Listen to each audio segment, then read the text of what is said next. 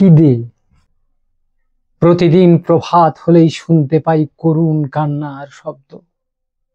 এক বিন্দু সূর্যের আলো পড়লে দাবায়, ভাটার স্রোতের মতন খিদে সামনে এসে দাঁড়ায়।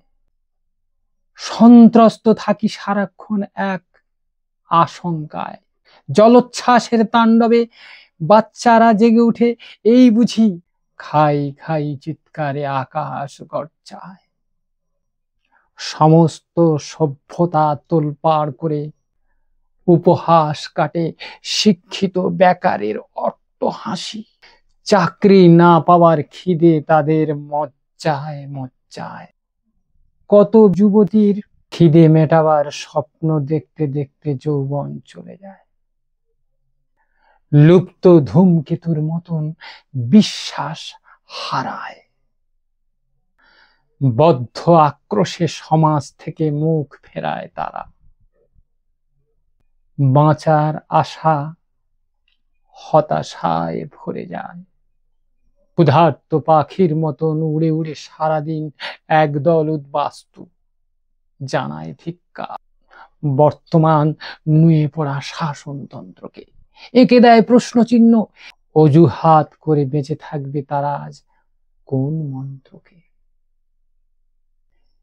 খিদের তাড়নায় একদল মানুষ আজ ঘোর বিপদের পেন্ডুলামে পাক খায়।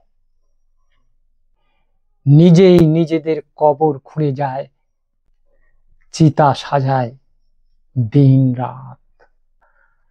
আমার প্রতিবাদে মুখ কালো কফিনে ঢেকে যায়, খিদে মেটাতে না পারার যন্ত্রণায়।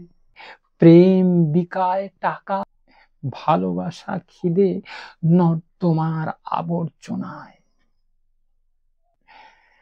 যেখানে সমাজ নেই, স্বীকৃতি নেই, চাকরি নেই, নেই নেই চারদিকে।